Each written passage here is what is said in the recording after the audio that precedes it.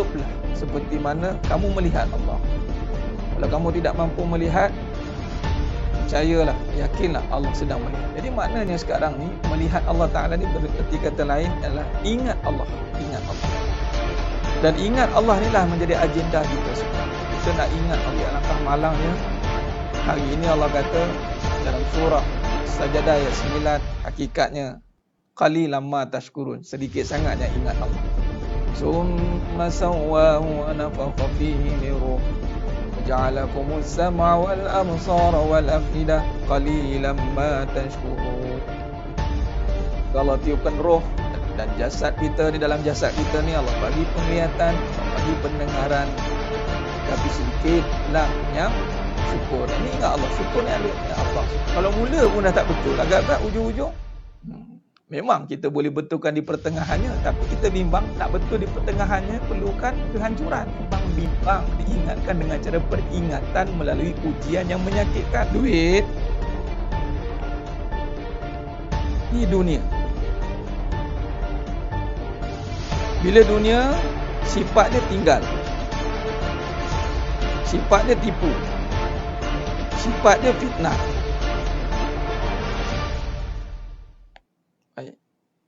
Soalannya, kalau kita terus pergi bersandar pada duit, maka kita akan kena tinggal, kena tipu. Duit itu makhluk atau kejadian.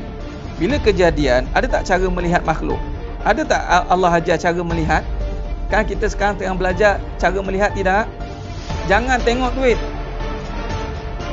Kalau siapa tengok duit, jadi mata kita. Kaedah yang Allah ajar melalui kaedah Tariq Nubuwah. Qra bismi Rabb bikallazi khalaqa. Bacalah bismi Rabb, bismi Rabb bikallazi khalaqa. Nah, cuba tengok ni sedang jemaah mata Allah SWT. Cuba tengok, perhati baik-baik. Cuba tengok. Pertama, kedua, ketiga. Bacalah dengan nama. Dengan nama siapa? Rabb. Nama siapa? Nama yang menjadikan duit. Duit tu kejadian tidak? Ya. Sekarang ni, duit kita dah ada nama. Sekarang ni, bila kita baca dengan nama yang menjadikan duit, Nabi kata, bermula dengan bismillah, dengan nama Allah.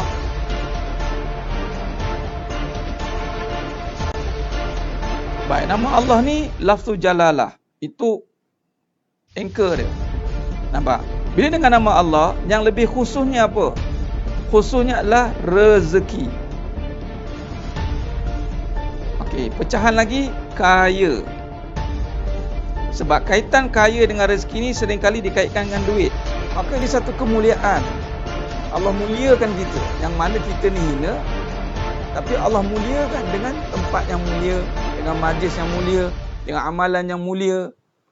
Alhamdulillah, apabila Allah muliakan, Allah berikan kemuliaan untuk mengimarahkan kembali masjid. Subhanallah, satu perkara yang sangat indah. Asal kita itu hina, dari air mani yang hina. Namun apabila Allah nak muliakan kita, maka Allah letakkan kita di tempat yang Allahumma salli ala Muhammad wa ala. Allah itu mengatasi hak segala-galanya. Kita tunaikan hak Allah dahulu, barulah hak kita ini akan disempurnakan. Hak Allah ni, Allah suruh iblis, yang mana sebelum itu Azazil lah. Wa iz qulna lil malaikati isjudu li Adam fasajadu. Dan hidup kita ni bermula dengan kisah iblis lah, dan kisah Nabi Adam AS. Bermula kisah Nabi Adam AS, kisah iblis itulah datangnya cerita kita. Iblis diberi tugas, ada dua. Nabi Adam AS diberi tugas, iblis yang nama Azazil pun diberi tugas. Iblis gagal melaksanakan tugas, Nabi Adam AS berjaya melaksanakan tugas. Kata iblis ni, dia pencetus. Apa cetusan dia? Dia akan cetusan dia adalah mencetuskan perbalahan, mencetuskan provokasi. Kerana apa? Rasa diri berkuasa. Baik, maka bila diri merasakan aku berkuasa dan mulia, itulah yang akan hancur binasa. Hak kita akan terlaksana dengan sempurna. Memang, tak usah bimbang, hak kita memang macam-macam benda yang kita nak kat muka bumi ni, setelah kita menyempurnakan hak Allah terlebih dahulu.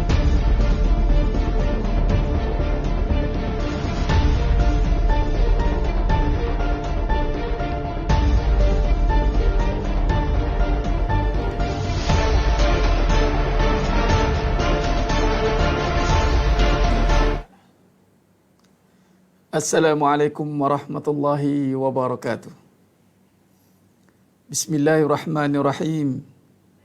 Innal hamdalillah nahmaduhu wa nasta'inuhu wa nastaghfiruh wa na'udzu billahi min shururi anfusina wa min sayyiati a'malina. May yahdihillahu fala mudhillalah wa may yudlil fala hadiyalah.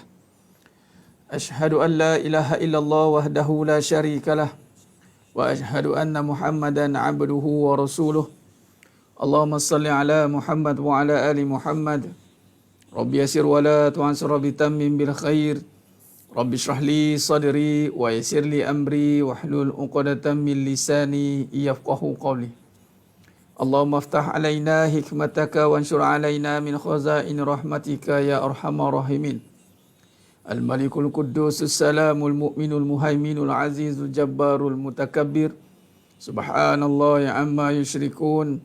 Wallahul Khaliqul Bari'ul Musawwiru lahul asma'ul husna.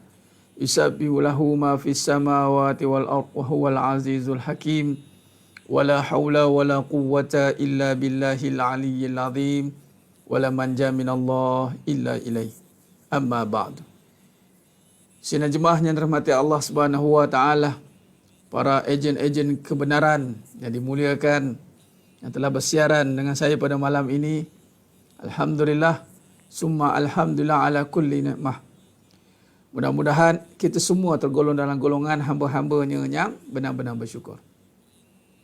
Bagi memberkati lagi majlis kita pada malam yang penuh barakah ini, mari kita mulakan dengan umul kitab Al-Fatihah. A'udzu billahi minasy syaithanir rajim. Bismillahirrahmanirrahim. Alhamdulillahi rabbil alamin. Ar-Rahmanir Rahim. Maliki yaumiddin. Iyyaka na'budu wa iyyaka nasta'in. Ihdinas siratal mustaqim. صراط الذين أنعمت عليهم غير المغضوب عليهم ولا الضالين آمين. اللهم صل على محمد وعلى آل محمد. اللهم صل على محمد وعلى آل محمد. اللهم صل على محمد وعلى آل محمد. اللهم صل صلاة كاملة وسلم سلاما تاما على سيدنا محمد الذي تنحل بالعقد وتنفج بالقرى وتقضى بالحوائج وتنال بالغرائب وحسن الخواتم ويستسقى الغمام بوجهه الكريم وعلى آله وصحبه في كل لمحة ونفس بعدد كل معلوم لك برحمتك يا أرحم الراحمين. يا أرحم الراحمين. يا أرحم الراحمين. يا حي يا قيوم برحمتك استغيث ولا حول ولا قوة إلا بالله العلي العظيم ولا منجا من الله إلا إليه. Alhamdulillah. Alhamdulillah, alhamdulillah ala kulli ni'mah. Khair, sidang jemaah yang rahmati Allah SWT, sahabat-sahabat yang sudah bersiaran dengan saya pada malam ini, para ejen-ejen kebenaran, subhanallah, ejen kebenaran, alhamdulillah, ataupun sahabat yang menyebarkan kebenaran. Mudah-mudahan kita semua sentiasa berada di dalam jalan ketaatan, berada di dalam jalan ketaatan, kesabaran, ketakwaan pada Allah Subhanahu wa taala. Alhamdulillah, siaran lagi kita pada malam yang penuh barakah ini, insya-Allah dalam siri pengajian kuliah hakikat kehidupan, insya-Allah. Pertama mula perbetulkan niat insya-Allah. Inna amalu binniat wa innamal likulli imri ma nawa. Perbetulkan niat, ya, perbetulkan niat kita untuk mendapat ridha Allah Subhanahu wa taala, dan kita nak beramal dengan apa yang telah kita pelajari, insya-Allah. Kita nak sebarkan kebenaran. Tu saya panggil ejen kebenaran tu. Kita nak sebarkan kebenaran. Di akhir zaman ini berada di zaman yang penuh fitnah. Fitnahnya amat pekat. Sehingga Nabi kata, baridul a'mal. Bersegeralah kamu beramal. Sehingga akan tibanya zaman yang mana fitnahnya amat gelap. amal yang kita lakukan di akhir zaman ni akan terganggu dengan fitnah yang ada. Amal, ibadah kita. Ya? Kita nak jadikan kehidupan kita ni sebagai ibadah. Hidup sebagai ibadah. Nampak? Ibadah tarifnya ada dua. Ibadah umum, ibadah khusus. Ibadah khusus yang kita nak laksanakan juga, kita nak menjaganya. Dan ibadah umum, yakni kehidupan kita, kita nak menjaganya sebagai ibadah. Tetapi kata Nabi SAW, mafhum hadis tadi, riwayat Imam Muslim, baridul a'mal, bersegeralah kamu beramal. Yang mana di saat ini nanti akan datang satu fitnah yang amat dahsyat. Fitnah yang amat dahsyat ini fitnah apa? Fitnah keimanan. Dia mengganggu kita untuk melaksanakan segala tanggungjawab dan ketaatan. Yang mana Nabi suruh bersegera. Di saat itu tiada lain yang kita mampu lakukan adalah kita kena letakkan satu urgency, satu kesegeraan, menyegerakan ibadah. Nak menjadikan satu ibadah ini sebagai satu perkara yang fastabiqul khairat. Kita nak kejar amal. Sekarang ni terbalik. Makin ujung dunia, makin nak dekat akhir zaman, makin orang kejar dunia. Hati-hati. Orang banyak nak cepat dunia. Nak cepat dunia. Dunia nak cepat. Fast action. Nak cepat. Cepat apa? Cepat dapat duit. Sebab tu banyak akhir zaman kita tengok banyaknya skim cepat kaya. Skim cepat kaya. Dulu tak ada skim cepat ni. Sekarang makin lama cepat. Semua nak cepat. Ibadah pun nak cepat. Ada kita bimbang. Kuliah pun nak kena cepat. Cepatlah habis. Semua ibadah, semua jadi cepat. Subhanallah. Sedangkan yang dimasukkan cepat itu adalah kepada akhirat. Yakni, segeralah kamu, rebutlah. Segera ni kita boleh letakkan dalam konteks, rebutlah akan nikmat akhirat. Fastabiqul khairat. Wabtaghi, surah Al-Qasas ayat 77. Wabtaghi fima ataqallahu ad-daral akhirah wa la tansa nasibaka minad dunya. Wabtaghi fima ataqallahu ad-daral akhirah. Kejarlah kamu akan negeri akhirat. Tapi akhir zaman, masa pun cepat sebab hilang berkat. Puan Nisah, berkat itu hilang. Barakah itu hilang sebab tu jadi cepat. Nah, air semua nak cepat. Dan biasanya sebab apa nak makin cepat? Sebab apa kita nak makin cepat ni? Sebab begini. Dia ada kaedah dia. Jadi sekarang ni, kita ada tempoh hayat. Jangka masa. Jangka masa kita tak tahu. Kita menghampiri pada satu fasa yang semakin habis. Dipanggil kiamat. Akhir zaman. Sebab apa makin cepat? Sebab apa nak jawab makin cepat? Sebab apa makin cepat ini? Sebab kita berada pada fasa yang sudah berada di akhir. Kita berada di akhir zaman. Kita dah hampir kepada penamat. Kiamat, akhir zaman, kita berada di akhir zaman. Baik. Sekarang ni kita tak tahu. Maknanya kita mungkin berada pada fasa yang sangat singkat. Maknanya sudah dekat. Sangat singkat. Kita akan berada pada fasa yang sangat singkat di sini. Contoh. Di sini kita tak tahu bila. Tetapi kita berada sudah semakin dekat dengan kiamat, semakin dekat dengan akhir zaman. Maka bayangkan dalam tempoh yang dekat ini, yang singkat ini, dalam tempoh yang singkat, kita nak melaksanakan taat. Dalam tempoh yang singkat, kita nak melaksanakan taat. Jadi, banyak kerja yang kita perlu selesaikan dalam masa yang singkat. Jadi, begitulah. Maka dia akan jadi cepat. Cepat dia masa nak habis. Sebab, kita banyak benda nak buat. Masa tinggal singkat. Kita tak tahu. Dan kita berada pada fasa akhir. Kita sudah berada di pentas akhir. Kita tak tahu bila-bila masa daripada sekarang. Wallahu a'lam. Bila makin dekat, biasa kita akan makin singkat. Hidup makin cepat. Kerana banyak tanggungjawab yang perlu diselesaikan. Kita kena banyak tanggungjawab yang perlu diselesaikan. Baik, soalannya di sini, ada dua golongan yang mana bila dalam keadaan singkat ini, sebab kita dah kesuntukan masa. Maka ada orang akan dia pergi pada cepat-cepat nak dunia. Dia akan, atau dia segera.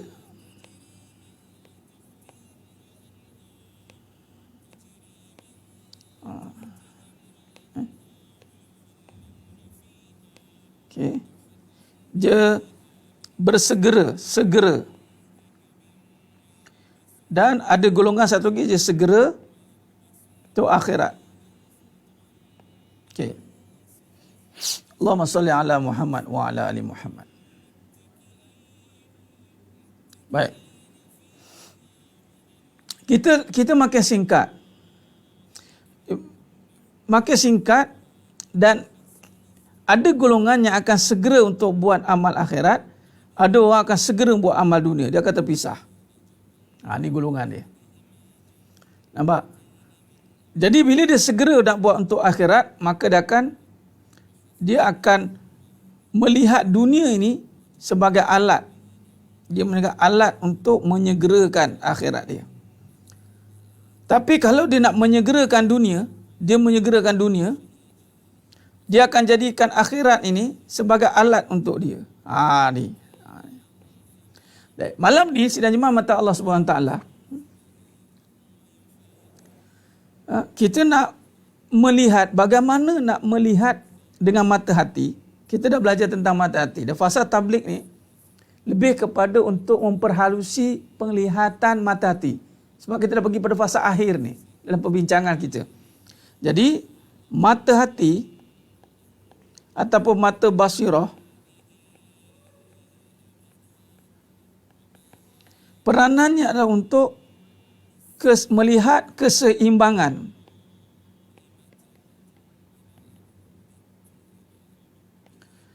di dalam kehidupan.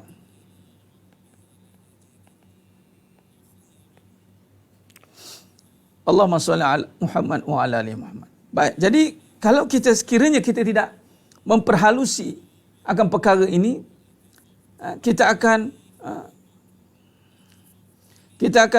menjadi orang yang akan memilih salah satu ini. Malah Allah Ta'ala kata, bal tusirunal hayata dunya.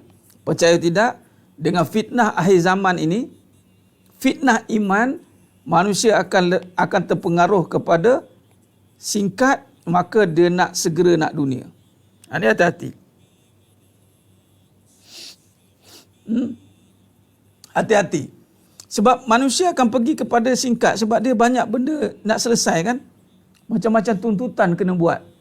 Apatah lagi dengan fitnah akhir zaman. Fitnah akhir zaman, dia akan melihatkan kena cepat dapat dunia. Cepat dapat dunia. Cepat dapat dunia. Kejar dunia.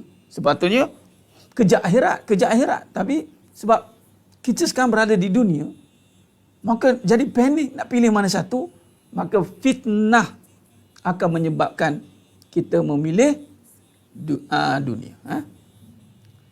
Fitnah akan menyebabkan kita akan memilih dunia. Allahumma salli ala Muhammad wa ala ali Muhammad. Baik, yang pertama, cuba perhati. Jadi peranan basirah ini, mata basirah ini, dipanggil mata hati atau mata jiwa. Dia akan meletakkan kembali kehidupan pada asas yang sebenar, lalu dia melihat keseimbangan. Dia melihat keseimbangan di dalam kehidupan. Kita kena tengok ayat ni. Melihat keseimbangan dalam kehidupan. Menjaga sudut pandang. Menjaga sudut pandang kehidupan. Pada akhir zaman ni sangat kritikal. Akhir zaman ni sangat kritikal. Hati-hati.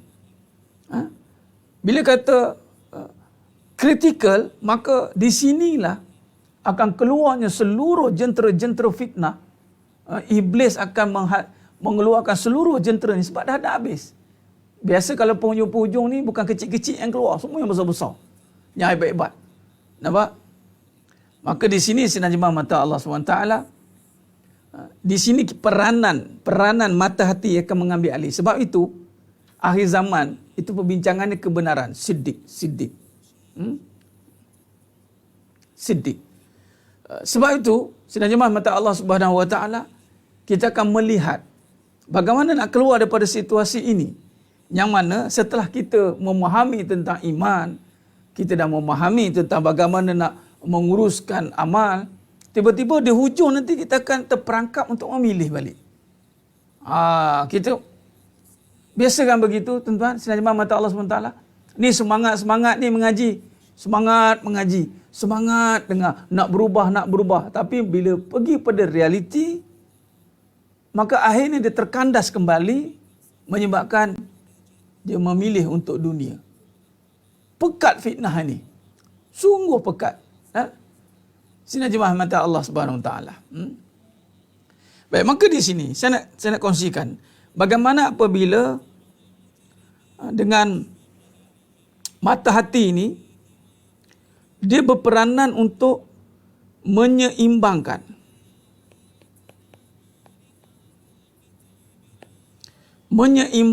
kembali kehidupan. Satu, keduanya meletakkan kembali keutamaan.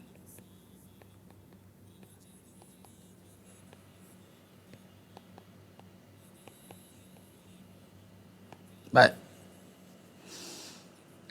Menyeimbangkan kehidupan maknanya dia akan mula menguasai. Seimbang ni maknanya dia akan menguasai kehidupan. Seimbang bukan kata, ingat tarif seimbang ni sebenarnya, seimbang ni dia mula kontrol. Okey. Take note tu dulu. Seimbang bermaksud mengawal. Mengawal, kontrol bahasa Jawa. Mengawal. Mengawal, dia mula mengawal kehidupan dia. Mengawal bagaimana? Mengawal dengan ketenangan. Mengawal dengan kembali kepada kebenaran. Itu seimbang. Dia mula seimbang tu mana dia boleh kontrol lah, dia boleh kawal. Bawa kereta seimbang, kehidupan seimbang maksudnya dia berada dalam kawalan. Dia mampu mengawal kerana dia berada dalam kawalan dan dia terkawal. Dan dia dikawal dan dia berada dalam perhatian. Ini penting. Allahumma salli ala Muhammad wa ala Muhammad. Baik.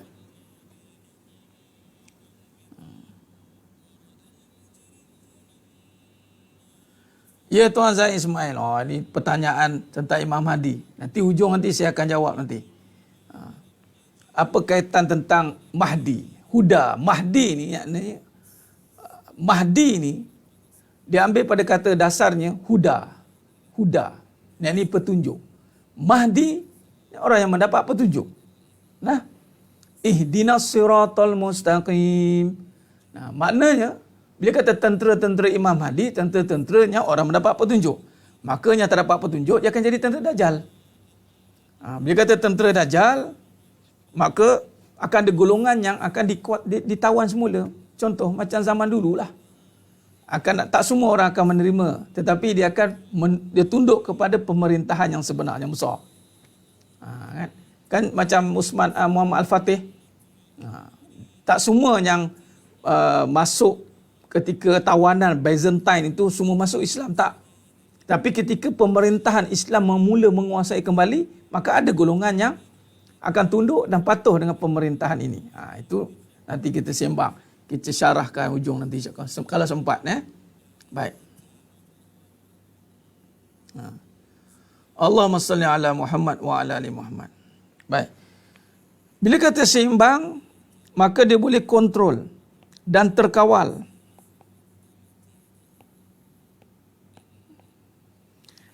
Dan ya, betul Ustaz, istiqamah. Bila terkawal dia akan mula konsisten. Amantu billah sumastaqim. Kita dah bincang sebelum ni. Dia adalah istiqamah, yakni berterusan. Bila terkawal, dia boleh berterusan. Dia boleh berterusan saja. Maknanya berterusan. Baik. Ini definisi kepada menyeimbangkan kehidupan. Maknanya peranan mata hati ini nanti dia mula boleh meletakkan kembali kehidupan yang terkawal, istiqamah, berterusan terhadap apa? Kebaikan.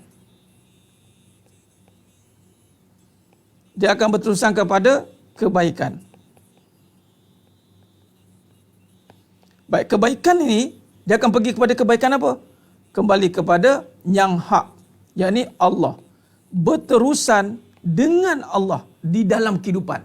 Tu dia. Yakni orang yang berada di dalam tahap keseimbangan hidup dia akan begini. Bila kita syarah dulu, sebab saya nak cerita tentang bagaimana kalau orang yang tidak seimbang. Sebab dia kena cerita juga dalam keadaan yang sebaliknya. Ini saya cerita dulu yang keadaan terkawal dulu ya. Baik, jadi yang pertama tadi apa tadi? Makna meletakkan kehidupannya seimbang ni, maknanya dia mula melihat kehidupan dengan ni dengan ni kita ambil balik ni. Dengan ni pengajian pada fasa mana ni dengan. Pada fasa bismi. Ba dengan. Ingat? Jadi kehidupan dengan di sinilah dengan yang maha menghidupkan. Ni kata ihsan ni. Dia pergi pada kehidupan dengan yang maha menghidupkan. Maknanya dia berterusan melihat kebaikan pada setiap kejadian. Tu mata hati ni. Payah ni nampak ni. Subhanallah, dia payah. Dia berterusan melihat kebaikan pada setiap kejadian. Makna kata, ada buruk tidak? Tak ada. Subhanallah. Maksud tak ada buruk ni bukan maksud yang nanti yang haram pun boleh jadi baik. Tidak. Jangan salah faham. Maknanya setiap perkara yang Allah haramkan, dia akan nampak kebaikan. Dia tak ada, hidup dia tak memberontak. Dia melihat kebaikan. Okey, dia punya terminologi dia, dia punya statement ataupun dia punya matan dia. Matannya adalah catat ni. Tak ada dalam nota ni. Dia tak ada nota. Melihat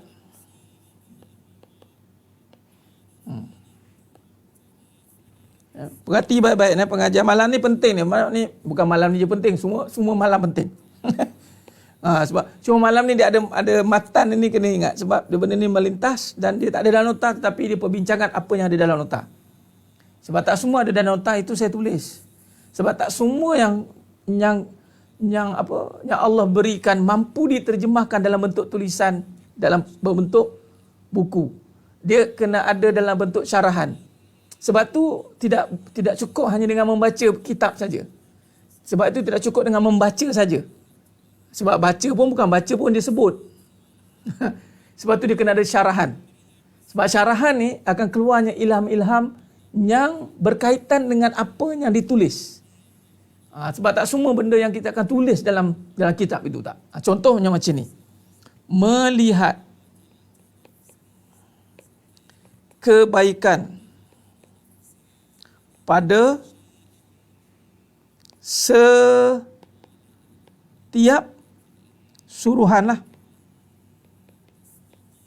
dan larangan.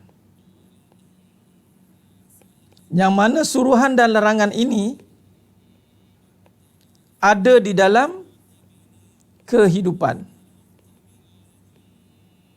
Maka erti kata lain, melihat kebaikan pada setiap kehidupan, Allahu Akbar, dia akan jadi kepada keadaan yang tiada lagi bantahan. Sebab kita nak keluar, nak keluar, Allahumma salli ala.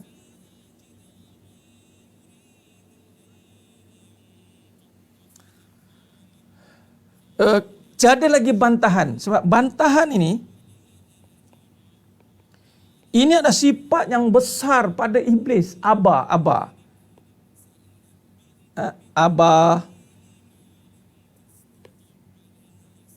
Bantah. Bantah. Dia membantah. Ni. Sebab hidup ni, sekiranya dia tidak mampu melihat apa yang disuruh dan dilarang itu kebaikan, maka dia akan berlakunya bantahan. Bila bantahan ini berlaku, dia akan berlaku penderhakaan. Derhaka. Ada. Nah, ini peranan mata hati. Maknanya dia melihat kebaikan pada setiap suruhan dan larangan. Baik, Allah suruh apa? Allah suruh solat. Maka dia nampak kebaikan. Solat ni bagus. Dia tak adalah tanya, kenapa solat? Dia tak ada tanya begitu dah. Solat ni bagus. Malah dia akan jaga. Allah suruh taat suami, bagus. Ada kebaikan.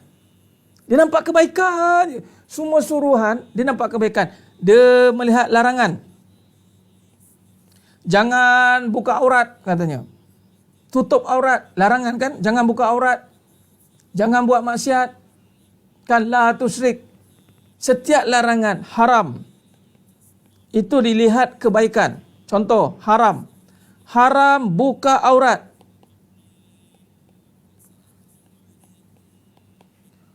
Bagus. Dia kata kebaikan. Dia nampak. Dia nampak kebaikan. Sebab buka aurat. Ini kan bukan hak individu. Dia kata. Pakai tudung kan hak individu.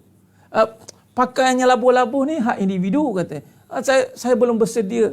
Dia ada bantah-bantah. Tapi sekiranya hatinya telah terbuka, hidup mata hati dia, suruhan dilihat kebaikan, larangan pun dilihat kebaikan. Bagus. Dia dah tak ada lagi argument. Sebab buka aurat kan mengundang apa? Dia kadang-kadang orang tengok, alah tengok dosa-dosa. Dia nampak. Setengah orang dia bantah. Dia bantah sebab dosa atas dianya tak jaga penglihatan. Dialah yang ni, lelaki lah kena tundukkan penglihatan. Lelaki tundukkan penglihatan. Tapi yang perempuan, tergolek-tergolek dia keluar tu. Contoh kan.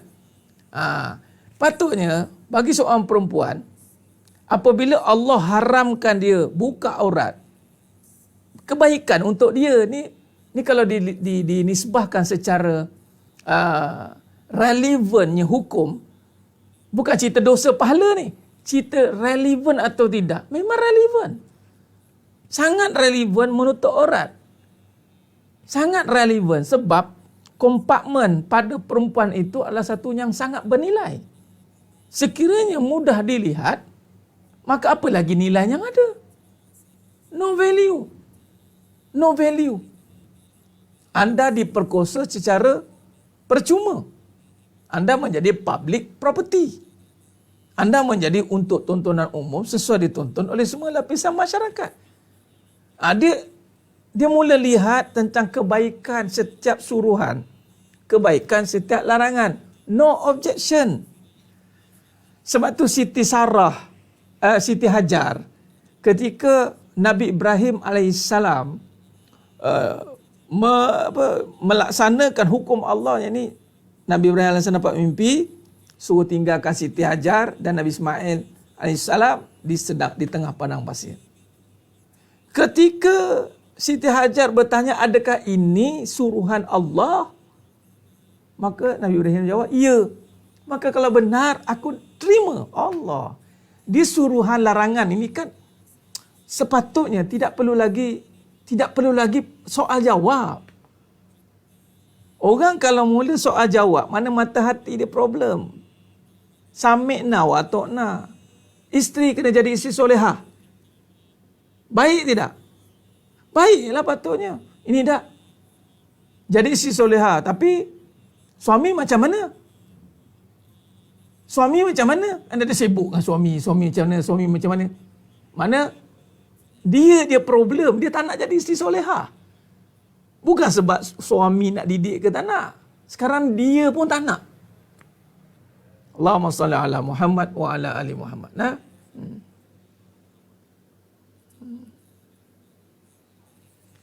Benar. Jadi sebab itu benar ya Tuan Syiar Abdullah. Pandangan yang memberi pengertian sebab dia pandangan dengan mata hati. Dia melihat ainul basirah. Jadi setiap suruhan dan larangan itu dilihat kebaikan padanya. malah dilihat Allah. Tu ihsan tu. Nampak Allah. Allah yang suruh, bukan lagi suami suruh. Bukan lagi mak suruh. Allah suruh. Wa imma pada Nabi SAW pun ketika Nabi berkata, qala Rasul, maka terlihat Allah. Maka Allah yang suruh.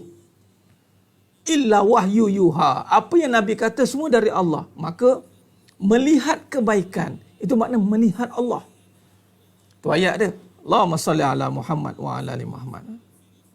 Tiada lagi pertikaian. Semua hukum diterima dengan baik. Aman tidak? Subhanallah. Amanlah. Terbenalah nama Islam itu. Tertegaklah syiar Islam kerana Islam itu perdamaian. Islam itu sejahtera. Islam itu rahmat. Rahmatan lil alamin. Jadi sekarang ni soal jawab ini berlaku dekat mana? Dah tahu dah kat mana soal jawab berlaku? Abah. Apabila gagal melihat kebaikan pada setiap syariat. Nah, poligami tidak dipertikaikan. Dia syariat. Kalau masih pertikai maknanya gagal melihat kebaikan. Sedekah tidak dipertikaikan. Solat tidak dipertikaikan. Takdir tidak dipertikaikan. Inilah orang yang seimbang. Orang yang mampu istiqomah duduk di dalam suruhan, istiqomah meninggalkan larangan. Subhanallah.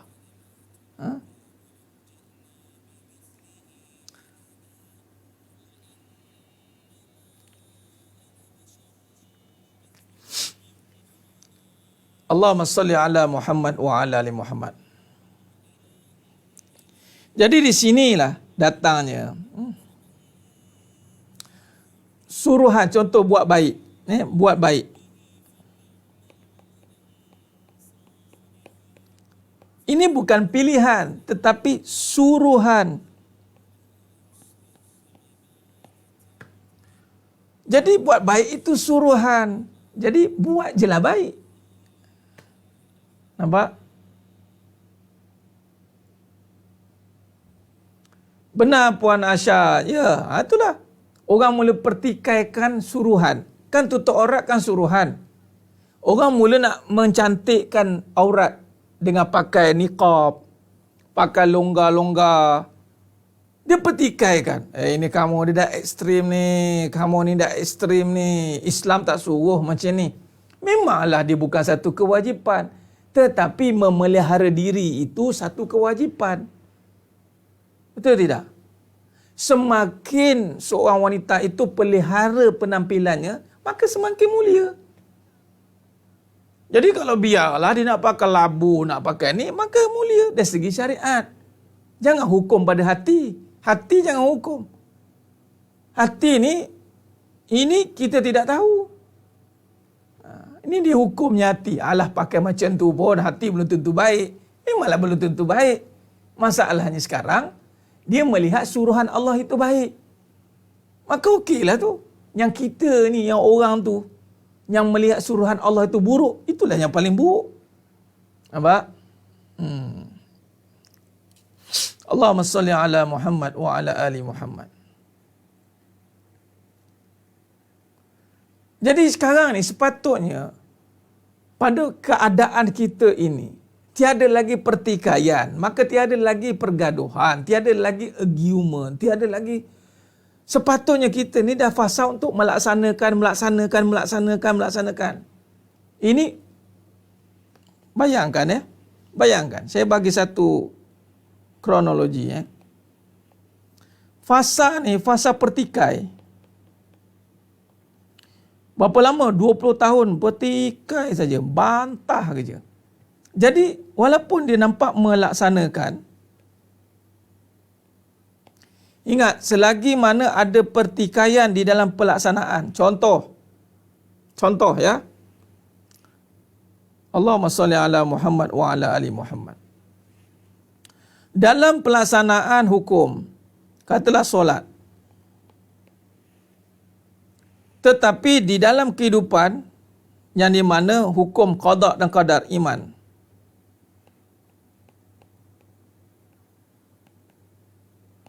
Masih lagi dia pertikaikan. Kenapa susah? Kenapa senang? Kita senang, kenapa kena tolong orang? Dia masih pertikaikan. Dia solat.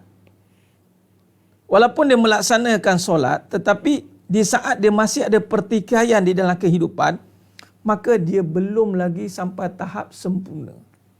Maka dia belum lagi melaksanakan. Maka ada berapa masa ni nak buat ni? Kita tinggal sikit masa ni. Dia kena melaksanakan dengan menerima. Sebab tu Islam menyerah. Menyerah.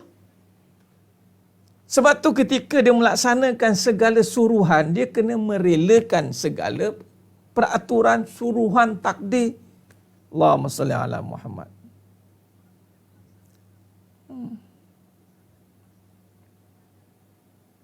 Nampak?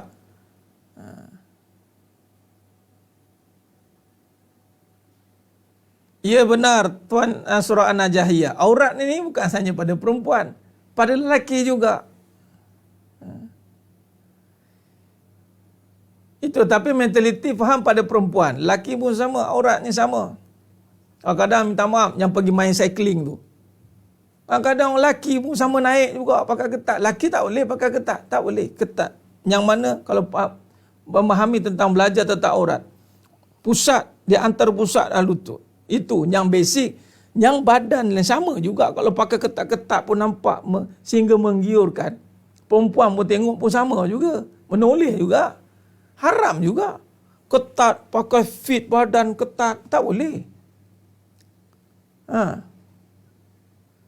Tak boleh. Sebab hubus syahwat. Hubus syahwat ni yang menaikkan syahwat. Orang perempuan pun syahwat juga tengok lelaki. Bukan saja lelaki syahwat tengok perempuan. Perempuan pun syahwat tengok lelaki. Jadi mana-mana yang menimbulkan syahwat haram. Nampak?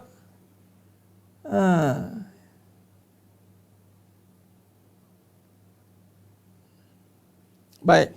Jadi orang yang kecewa dengan kehidupan, dia akan pertikaikan, berlaku pertikaian. Kenapa saya susah? Kenapa saya kena uji begini? Kenapa begitu? Kenapa begini? Kenapa? Banyak kenapa, bagaimana, bila, habis. Kenapa? Bagaimana? Bila? Dan ini disoalkan pada keadaan. Tak boleh ya? Maknanya dia belum melihat kebaikan. Contoh, susah. Ni awak solat tapi susah. Dia tanya, kenapa susah? Macam mana boleh susah?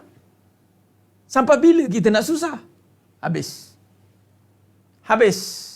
Tidak sempurna. Allahumma salli ala Muhammad.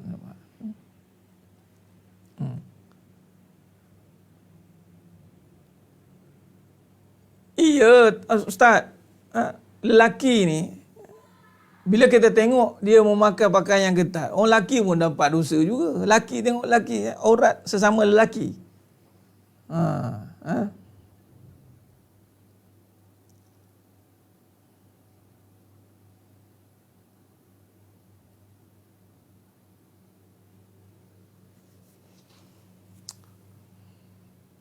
Ya Puan Nazatun Naina, pakai niqab ini bukan wajib. Jadi jangan, tak apalah, doa je lah sehingga suami izinkan. Sebab pakai niqab bukan wajib. Yang penting aurat telah terjamin, jermain. Dalam mazhab kita Imam Syafi'i rahimahullah tak wajib. Maka muka ni tidak wajib tutup. Jadi jangan timbulkan pergaduhan pula dengan suami. Tak apalah, suami tak bagi sebab tak izin. Sebab benda nak buat sunat kena izin. Solat sunat kena tak izin. Nah, yang sunat-sunat semua kena izin. Yang wajib saja tak payah minta izin. Nampak? Jadi di saat itu maka utamakanlah yang wajib.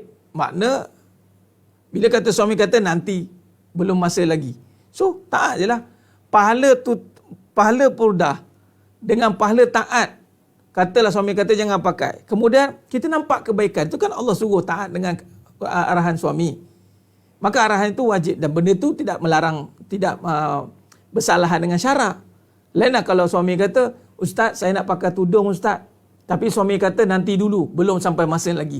Yang itu wajib tidak taat. Sebab benda itu melanggar syariat. Selagi mana tidak melanggar syariat, maka selagi itu wajib taat. Ustaz, macam mana suami suruh kerja? Habis isteri wajib ke taat? Bab kerja ni, bab kerja tiada dalam syariat perempuan. Maka tak wajib taat. Ini tidak. Jangan kena faham. Bab kerja tiada dalam syariat. Ini maksudnya yang mana ada dalam syariat perempuan. Syariat agama yang ada pada wanita. Dan yang ada pada agama. Contoh akidah. Akidah kalau benda-benda yang bercanggahan dan bersalahan dengan akidah, tidak wajib taat. Dan juga fiqah. Syaraknya. Jadi, tiada dalam tegahan dalam syarak. Mana tiada halangan, maka selagi mana dia tiada halangan dalam syarak, maka wajiblah taat. Tetapi dalam bekerja wanita itu ada kekangan dan halangan sebenarnya. Dia bukan sewenang-wenang boleh keluar. Jadi ketika suami kata kamu ni wajib kerja, jadi itu tiada dalam syarak sebenarnya. Dan ada juga tak ada kewajipan isteri bekerja, tiada. Jadi tidak wajib dia taat. Tidak wajib. Kena ingat tu. Ni kadang-kadang dia confuse. Ni suami suruh wajib kerja ni. Jadi dosa ke Ustaz kalau tak kerja? Tak dosa. Sebab bukan kewajipan bagi seorang wanita. Jadi tak wajib taat lah. Tapi kalau disuruhan itu ada dalam agama, dia kena wajib taat. Tutup aurat. Tutup aurat. Kalau suami suruh tutup aurat, isteri tak buat, dua dosa. Dosa tidak taat dengan suami, dosa tidak taat dengan Allah. Allah kata tutup aurat. Suami suruh tutup aurat. Suami kata tutup aurat. Isteri kata tak larat. Tanggung dua dosa. Suami lepas tanggungjawab dah. Ingat, suami pastikan tidak boleh ada ridha dalam hati di atas perbuatan isteri yang langgar syarak. Kalau suami ridha, dipanggil suami dayus. Suami dayus tidak cium bau syurga. Jangan buat main. Yang mana syurga ni beratus kilometer, beribu tahun dah boleh bau dah. Perjalanan 1000 tahun dah boleh bau dah cium syurga. Suami yang dayus, iaitu suami yang merelakan kemaksiatan berlaku pada isterinya, dia takkan cium bau syurga. Hati-hati. Suami yang merelakan isterinya melakukan syirik, iaitu menyatakan dialah yang hebat, dialah ni, keakuan, rela, dayus. Membiarkan isteri dalam dosa, dayus. Sebab tu suami kena ada ilmu, supaya jangan mudah-mudah kita nak setuju dengan isteri. Terutama dalam bab fashion ni ramai lelaki gagal. Bab fashion ni ramai lelaki gagal. Minta maaf cakap. Dia tak boleh nak kontrol isteri dia. Bab aurat ni dosa melarat tau. Selagi mana isteri pakai yang mana mendatangkan murka Allah. Murka. Suami tak mengaji. Dia pun ya. Dengan dia sekali ke dalam. Saya dengar ingat. Berbalik dengan ini tadi. Terjawab pula dengan ini. Panjang pula cerita dia. Nampak?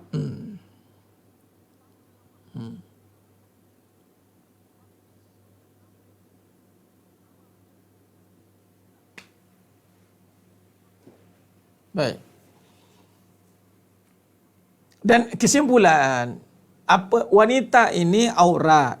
Jadi kalau sekiranya dia berjaya menjaga diri, dia melihat kebaikan, Allah suruh tu kebaikan, maka lihat dengan mata hati. Allahumma salli ala Muhammad wa ala ali Muhammad. Amin. Mudah-mudahan suami semua yang menonton pada malam ini, semuanya insya-Allah terhindar daripada ciri-ciri suami dayus. Allahu Akbar. Ya, Puan Intan. Aurat. Dia ni, Ni suruhan, saya cerita bab suruhan. Untuk wanita, ni banyak ni hukum ni, kita cerita bab basic. Dua benda ni tak ada kompromi. Pertama, aurat, solat, tiga. Taat. Tiga ni tak ada kompromi. Solat, taat, aurat. 100%. Dia tak ada sikit-sikit. Okey. Ini bab taat ni bab hati. Jangan bawa main.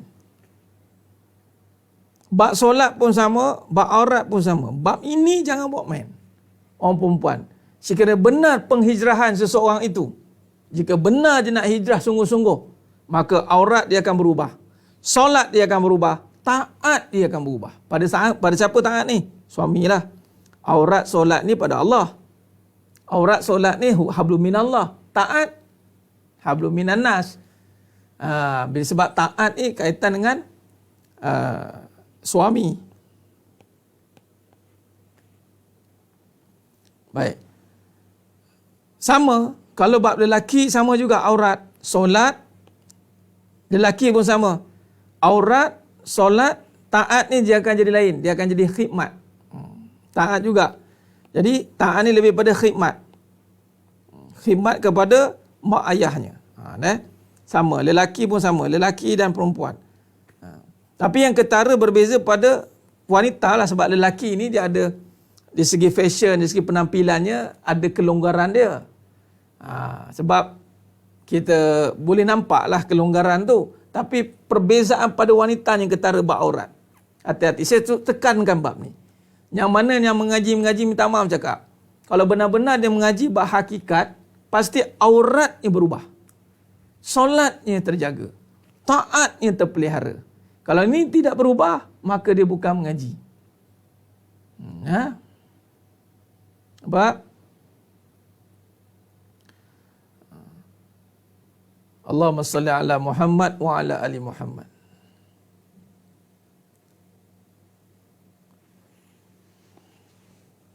Dan semua ni bagus. Semua ni bagus. Ada kebaikan. Ada kebaikan. Ya. Baik. Jadi senang jemaah yang rahmati Allah SWT. Berbalik.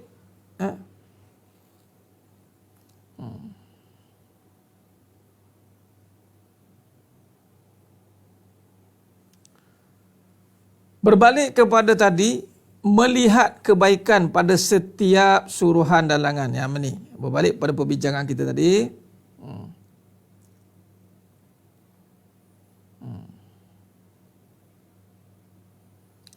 Ustaz, berubah pelan-pelan boleh kan? Pelan-pelan tentang apa, Puan Zara? Tang mana yang perlahan-lahan?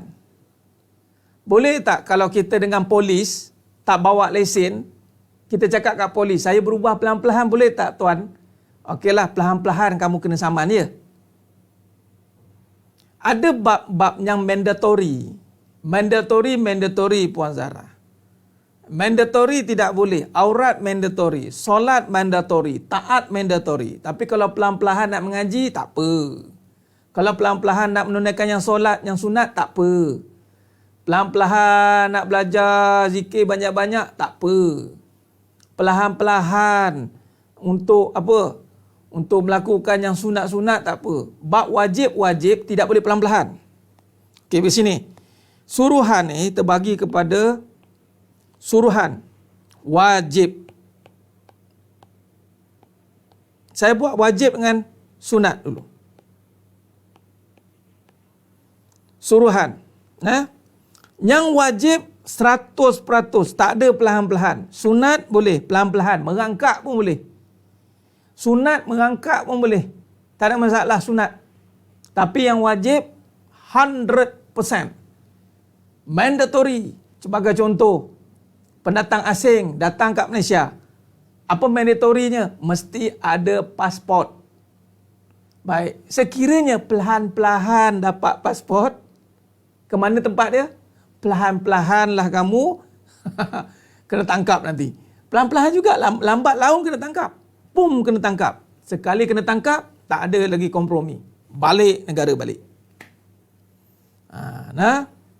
Baik, yang wajib, apa yang wajib? Apa yang wajib pelan-pelan? Okey, bab wajib aurat solat. Aurat solat syariat. Ini syariat. Aurat dengan solat syariat. Hakikat mana hakikat? Bab hati. Bab hati ni wajib bersih. Walau ustaz, tapi saya ni banyak dosa. Banyak dosa tu pasti. Tapi kena bab bersihkan hati ni wajib. Apa bersihkan hati? Dengki, iri, riak. Ini sifat-sifat mazmumah ni. Sifat-sifat ini tidak boleh perlahan-perlahan keluar. Dia kena sentap keluarkan. Nah? Nampak? Jadi pelihara yang wajib, yang sunat ini bonus. Cuma nak bagi tahu ramai orang sekarang duk fokus yang sunat. Yang wajib dia biar. Wajib belajar bersihkan hati. Dia pergi belajar yang sunat, belajar lafaz zikir. Lafaz zikir ini sunat. Lafaz itu sunat. Subhanallah, subhanallah, subhanallah, subhanallah. Tang mana yang wajib? Ingat itu wajib. Ingat ini wajib. Ingat Allah wajib. Lafaz Allah sunat. Sekarang ni yang mana ditumpu? Mengaji lafaz, bukan mengaji ingat. Sebab tu bila sebut Bismillahirrahmanirrahim, dengki lagi, cemburu lagi. Nampak? Allahumma salli ala Muhammad wa ala ali Muhammad. Khair. Jadi sidang jemaah mata Allah Subhanahu Wa Taala. Sebab apa? Sebab itu sunat dan iblis dia akan talbiskan kita dengan yang sunat. Hati-hati. Dalam kitab Ibn Qayyim, talbis iblis, dia akan suruh kita bergaduh bab sunat, bergaduh bab furuk. Okey, contoh. Bab hukum ni nikah. Nikah ini sunat. Sunnah. Sunnah. Yang wajibnya adalah jaga nafsu. Ni yang wajib. Sebab tu ada hukum wajib. Bab hukum ada wajib nikah, haram nikah, harus nikah. Tetapi yang sunnah inilah yang dipertikaikan kadang-kadang tu. Pertikai. Apa yang dipertikaikan sunnah? Nikah lagi sunnah. Sebab apa? Sebab dia nikah. Yang wajibnya adalah menjaga nafsu. Tapi yang nikah lagi jadi bergaduh. Yang jaga nafsu dia tak jaga. Ini tak ambil berat ni. Dia tak ambil berat untuk menundukkan nafsu. Yang penting nikah. Nikah je lah. Tu jadi nikah nyorok-nyorok tu. Patutnya didik nafsu. Tak sebenarnya nikah lagi tu mendidik nafsu. Didik nafsu ini adalah dengan menambah iman. Bergaduh bab nikah lagi. Bergaduh bab furuk. Nampak? Allahumma salli ala Muhammad.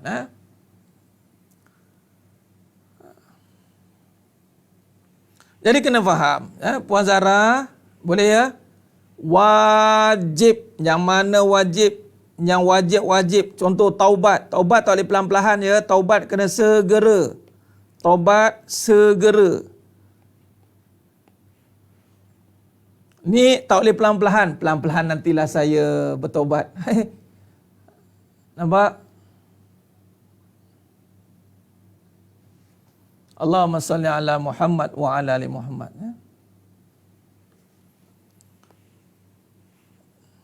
Jadi yang wajib ingat Allah.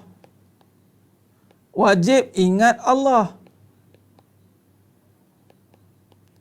Ingat itu bukan sekadar sebut. Tetapi ingat itu adalah menghayati. menghayati melalui sebutan, melalui perbuatan. Menghayati melalui apa lagi? Sebutan, perbuatan, amalan. Tu hayati. Tu nama ingat. Ingat Allah, sebut Allah. Perbuatan, tinggalkan maksiat. Amalan, istiqomah. Dia macam tu. Nah, orang yang ingat, orang yang pasti taat.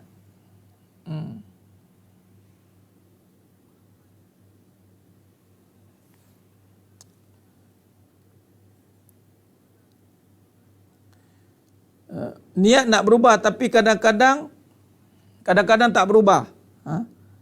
Kadang-kadang susah.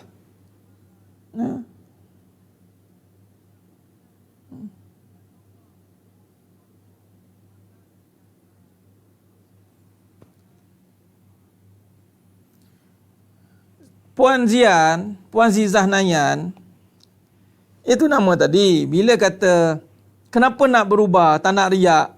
Tak nak riak tapi riak datang. Maknanya apa? Apa menyebabkan tak nak riak tapi makin riak? Maknanya masih riak lah, masih tak faham lah apa itu. Apa itu riak? Orang yang tak nak riak, dia tak riak lah. Mana boleh makin riak? Makin saya nak lawan riak, makin kuat riak datang. Perumpamaannya seperti kita nak halau anjing, tetapi kita halau dengan tulang. Kita nak halau lalat, tetapi pada kita itu pada kita itu ada benda yang mendatangkan lalat yang dibusuk. Jadi macam mana? Memanglah kita nak, sebab tu dia tidak cukup sekadar niat. Dia mesti berserta dengan buat. Niat dan buat. Iman dan amal. Sebab itu bukan sekadar niat, tetapi sempurnakan dengan buat. Sebab tu Allah nak bukti. Contoh, maknanya, apa maksud riak? Riak ni buat kerana makhluk. Sekarang ni, kita masih bergantung dengan makhluk lah. Kita masih ada pengharapan kepada makhluk. Sebab tu masih riak. Kita masih nakkan perhatian. Kita masih nakkan habuan. Sebab tu datangnya perkara-perkara itu. So, kena buanglah benda-benda itu. Janganlah lagi cari perhatian makhluk. Kenal akan sesuatu suruhan dan larangan dengan apa kehendak Allah. Baik.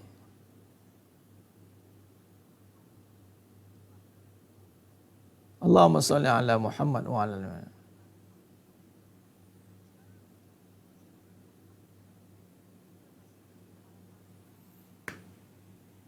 Ya Tuan Azman, riak ini syirik kecil. Riak itu syirik kecil. Riak itu syirik kecil. Jadi sekarang ini, okey. Sebab itu sedang jemaah mata Allah SWT. Kita sambung.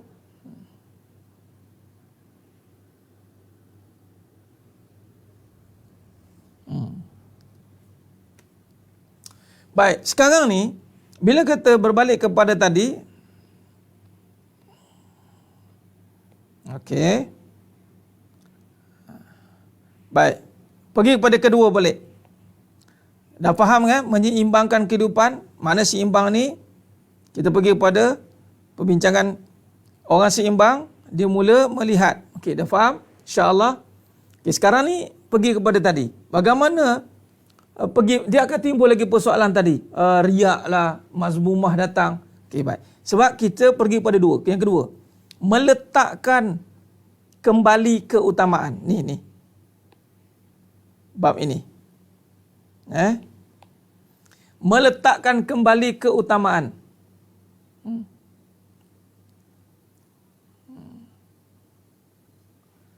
Ya Puan Fazilah, setiap hari berdoa minta pada Allah bantu tutup aurat dengan sempurna. Kalau minta pada Allah, mesti Allah bagi. Sebab yang kita minta baik.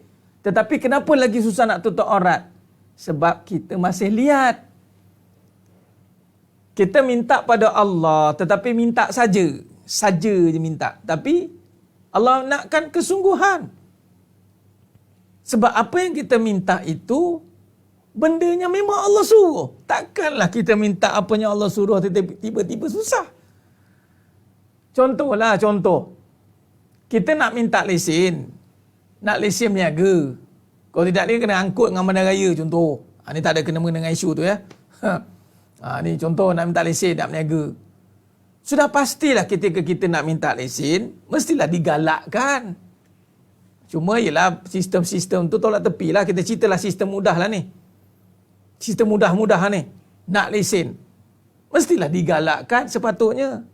Benda yang pasti, yang kalau tak ada lesen, nanti kan kena tangkap. Tiba-tiba orang nak lesen. Mestilah dimudahkan. Ni tutup aurat, itu wajib. Tiba-tiba minta dekat Allah nak tutup aurat, tiba-tiba tak susah nak buat. Ke masih lihat? Ke masih terpengaruh dengan fashion? Ke fashion masih duduk depan? Ke masih ada dunia? Ke masih nak dilihat cantik oleh orang lain? Nampak tak? Ya Puan Julena, doa sungguh-sungguh ni sebenarnya apa makna sungguh-sungguh? Sungguh-sungguh ni maknanya tahu dah hanya Allah suruh. Itu maksud sungguh-sungguh. Tahu dah Allah suruh. Nah, ya Allah aku nak jadi baik. Mesti jadi baik. Sebab apa? Memang Allah suruh. Tahu dah. Oh ni aku minta ni apa yang Allah suruh ni. Takkanlah minta jadi baik tiba-tiba. Saya susah nak jadi baik Ustaz. Kenapa? Sudah minta sungguh-sungguh nak jadi baik. Tapi tu jadi apa? Jadi beruk ni Ustaz. Dah kamu nak minta jadi beruk sebenarnya. Sebab baik itu ud'uni astajib lakum. Maknanya kita tak nak baik. Tu Allah bagi takdir pada diri pula kerana kita masih nak kelihatan baik. Kita tak nak jadi baik. Allahumma salli ala Muhammad wa ala ali Muhammad. Ya. Baik.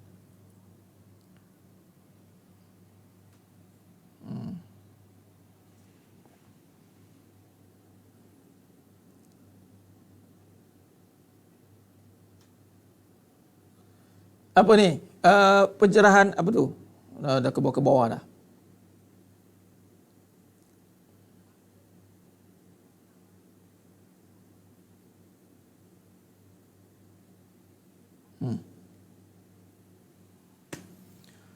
Tak ada je orang yang nak makin dekat dengan Allah makin rosak. Tak ada tuan-tuan.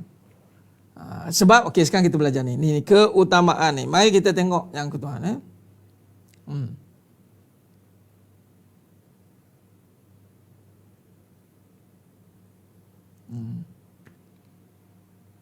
Saya nak berubah Ustaz, saya tak nak gini-gini tapi masih lagi buat jahat. Maka dia belum berubah. Dalam hatinya masih ada selain Allah. Sama macam mana jika kita dah tutup aurat dengan rapi tapi masih diganggu. Maknanya bukan salah kita kan. Masih diganggu maksudnya apa? Masih lagi orang kacau-kacau. Bukan salah kita, betul? Salah dia yang mengacau. Ke macam mana? Puan Ummu Arif, saya dah pakai dah aurat semua dah. Tiba-tiba orang kacau saya. Maknanya yang kacau tu salah. Atau kita kena lagi perbetulkan ada benda yang sehingga mengundang orang kacau. Tu kena cek tu. Adalah perkara-perkara yang perlu diperawasi. Dia begini. Setiap yang perkara yang berlaku adalah lebih baik kita terus kepada Allah dan kita terus melihat diri tanpa menghiraukan keadaan sekeliling. Maksudnya ada orang kacau kita ni. Aku dah betul dah ni. Mesti orang ni maknanya talbis iblis pun masuk. Patutnya lihat lagi ni mesti aku ada salah lagi ni sehingga Allah izinkan pula orang masih kacau aku ni. Dia kena sentiasa renung pada diri. Itu yang payah ngaji hakikat ni. Sebab tak menang kat orang, kalah kat kita je. Tu. Tak menang kat kita. Biasa kan orang cari nak menang kita kan. Tak.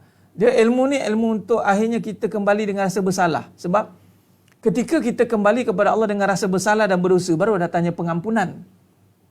Allah akan ampunkan kepada orang yang bersalah. Bab ini yang kita kena hati-hati. Sebab gini. Cuba tengok yang nombor 2 ni. Nombor 2 ni. Saya nak kaitkan dengan nombor 2 ni. Baik. Yang nombor 2 ni meletakkan kembali keutamaan ni. Baik, begini. Cuba perhati baik-baik. Bila kita pergi kepada diri ni, meletakkan kembali keutamaan, meletakkan kembali keutamaan. Baik. Bila kata sidang jemaah mata Allah SWT,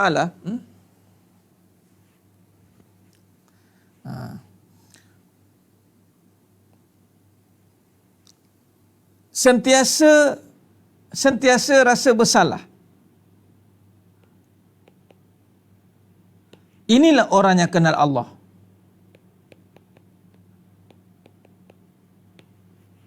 Sebab bila rasa sentiasa bersalah, bila orang kenal Allah, kerana Allah ni sifatnya Maha Pengampun.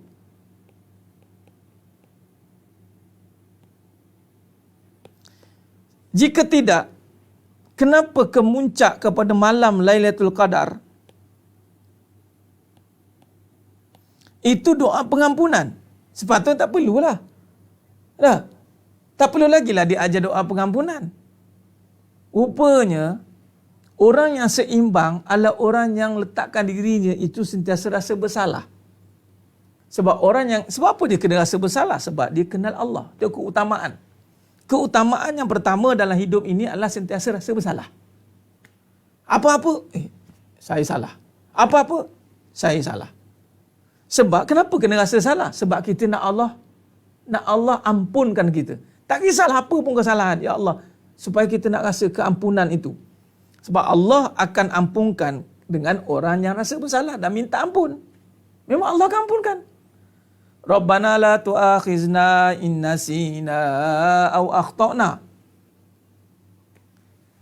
Sebab pengakhiran yang baik adalah pengakhiran yang diampunkan. Dan iblis itu gagal sebab dia tidak rasa bersalah. Iblis amalnya banyak, tetapi tiada keampunan. Allah tak ampunkan dia. Iblis amalnya banyak, tetapi Allah tak ampunkan dia. Biarlah amalan sedikit, tetapi pengampunan Allah itu banyak. Daripada amal yang banyak, tetapi tidak diampunkan. Jadilah seperti iblis. Hati-hati. Kita nak ampun yang banyak. Bukan sekadar amal banyak. Kalau amal banyak, ampun banyak, bagus. Itu siapa? Para nabi. Para aulia, para nabi, tengok Nabi SAW. Maksum, amal nabi banyak sekali. Tapi Nabi minta ampun sedikit ke banyak? Banyak juga. Nabi minta ampun. 70 kali istighfar setiap hari. Subhanallah. Cuba tengok. Nampak? Jadi ini, okey, baik. Apa yang saya nak tekankan pada yang ini, sesi yang ini, ni, apa yang menghalang kita untuk tidak rasa bersalah? Cuba.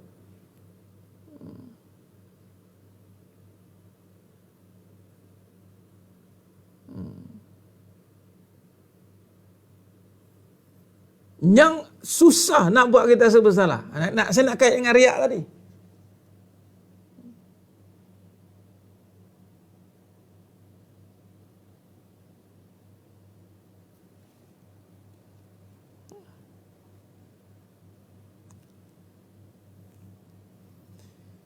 Sifat keakuan. Kenapa boleh ada sifat keakuan? Ni nak ujung ni saya nak tanya soal jawab sikit.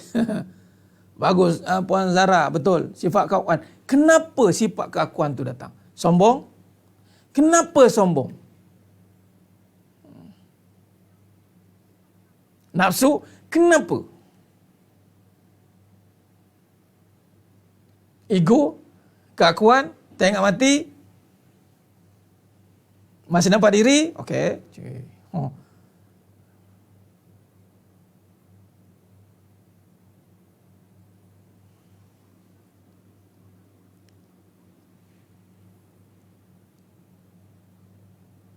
Keakuan,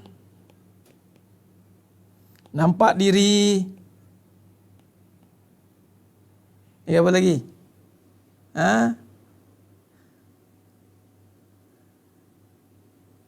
Nafsu,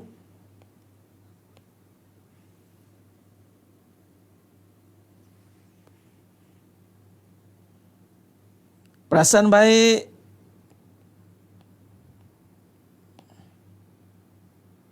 merasa diri hebat, merasa diri lebih baik, perasaan baiklah.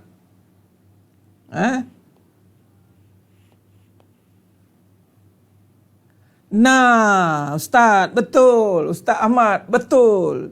100 markah. Hubbud dunya, yang menyebabkan orang tidak rasa berdosa dan timbulnya semua sifat-sifat ini adalah kerana cinta dunia. Hubbud dunya, kata Imam Hasan Al-Basri,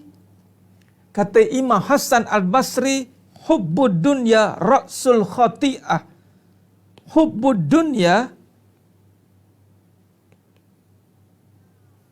ra'sul khati'ah.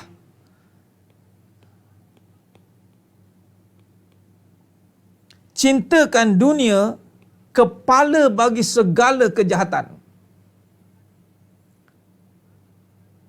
Cinta dunia. Saya nak bagi tahu.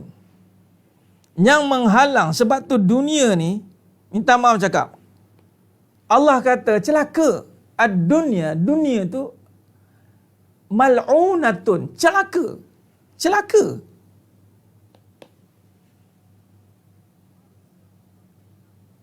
Sebab dengan dunia ini dia tidak akan rasa bersalah. Contoh.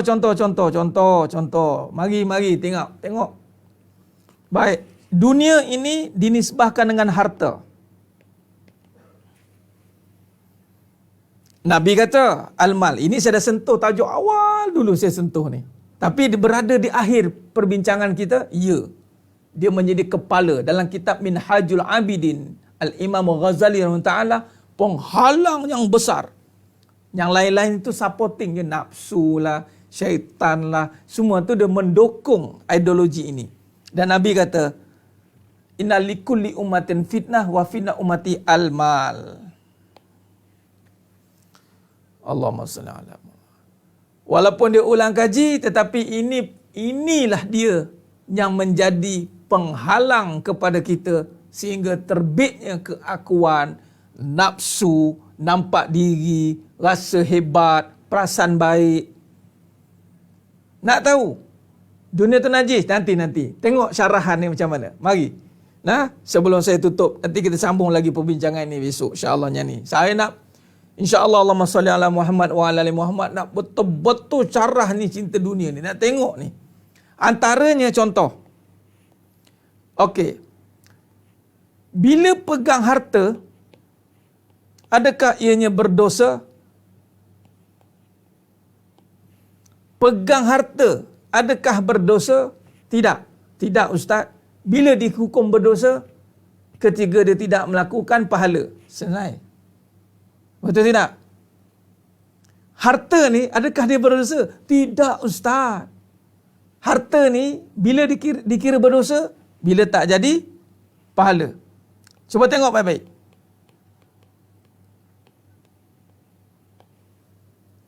Maknanya harta tak berdosa.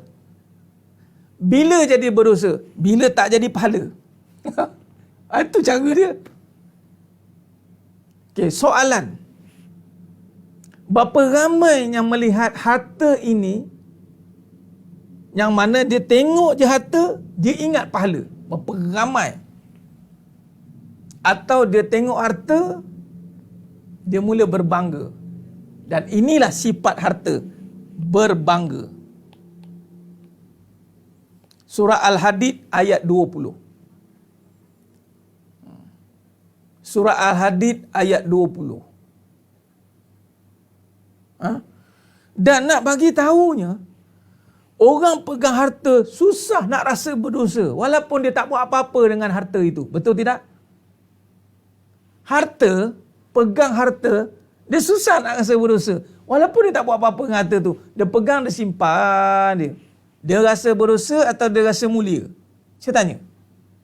Mulia kan? Okey. Saya nak bagi tahu. Orang ada harta, nanti kita sambung ya. Malam ni saya buka sikit. Dan dia simpan tanpa ada tujuan. Makna simpan tanpa ada apa-apa tujuan. Saya nak bagi contoh supaya nampak ni. Dia punya jahatnya konspirasi fitnah harta ni.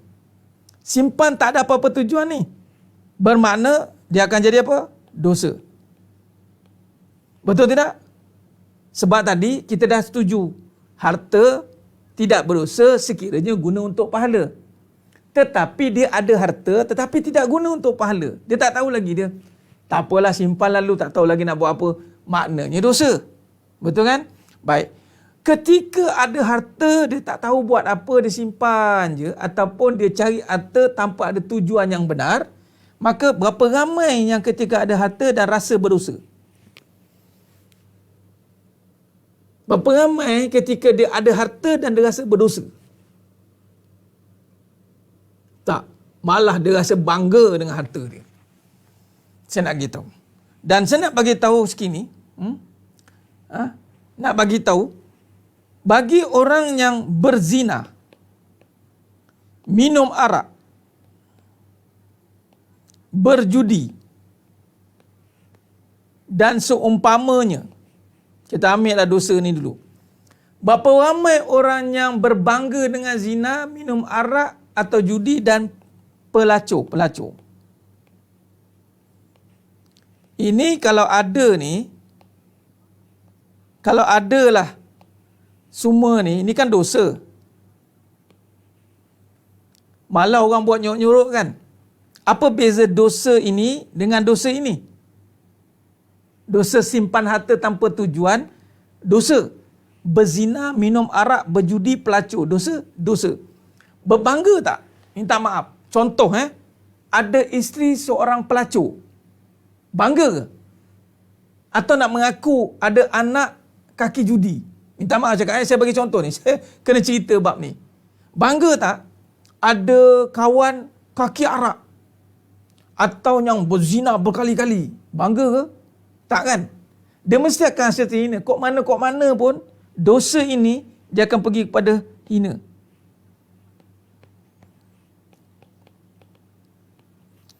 Orang tak bangga lagi dengan menjadi pelacur. Tak ada lagi. Dia mesti akan rasa, mesti hina. Nah? Tak bangga. Okay, sekarang ni, berapa ramai orang yang berbangga, orang lelaki contoh, berbangga ada isteri berharta. Nampak? Ada isteri berharta.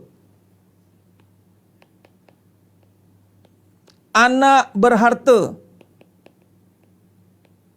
Suami berharta. Bangga ni.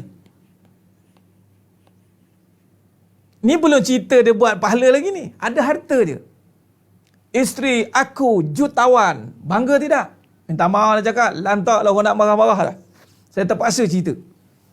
Wa taqtumul haqqa wa antum ta'lamun. Jangan kau sembunyikan kebenaran. Minta maaf. Sebab tu saya tekan bab fitnah harta ni.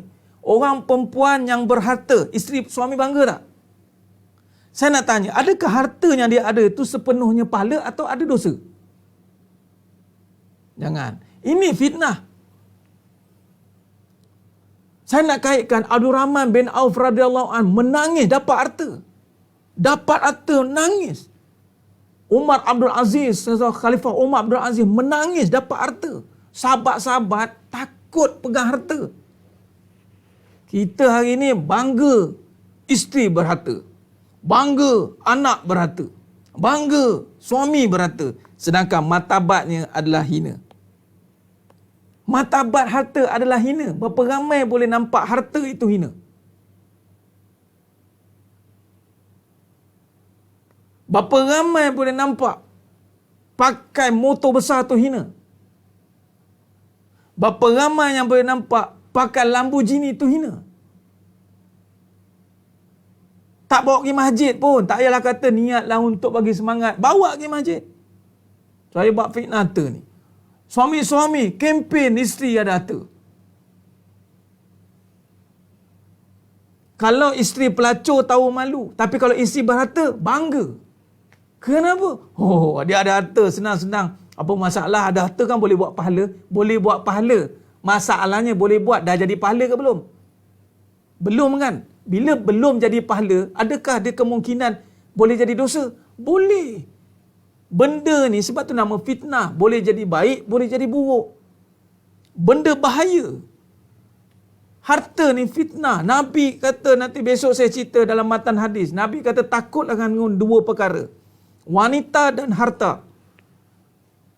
Wanita dan harta, Nabi suruh takut kepada dia. Sebab dia boleh buat kita rasa mulia, sedangkan hakikat dia adalah hina. Hati-hati tuan-tuan. Ini yang menghalang kita, menyebabkan harta ni lah akan terbitnya keakuan, kesombongan, keegoan. Nampak?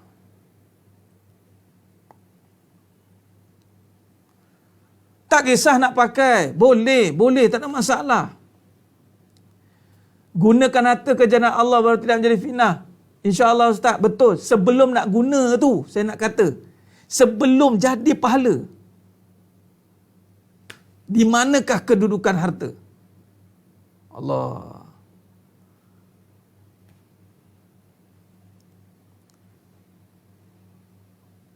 Ya. Inilah penghalang dia.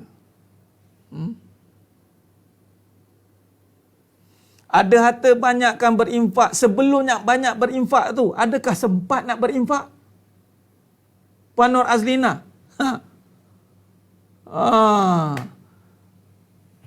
Dari sekarang ni, dia ada kaedah lah dia. Sebab benda-benda ni lah kadang-kadang kita susah. Inilah yang dikatakan makin riak. Makin nak ikhlas riak datang. Syaitan datang. Apa datang? Ni Ra'sul Khoti'ah. Bapak kepada segala kejahatan. Masih jadi kawan kita. Masih lagi jadi kawan. Harta tidak jadi hamba kepada kita. Sekarang ni jadikan harta ni hamba. Jadikan harta ni hamba kita. Jadikan dia hamba kita. Besok kita sambung. Bagaimana kita nak keluar daripada konflik ini. Ni dia isu dia. Sebab kita dah kaji dah. Akhirnya kejatuhan, empire, semua-semuanya kerana al-mal. Dan ini yang Nabi cukup takut. Ini yang Nabi cukup takut. Nabi cukup takut tuan-tuan. Nanti akhir-akhir bila dia tabligh, lalas sekali harta juga pusingnya. Pusing dia. Dia tak boleh nak besarkan Allah. Dia besarkan harta. Allahumma salli ala Muhammad wa ala ali Muhammad. Khair. Jadi sidang jemaah mata Allah SWT. Nah.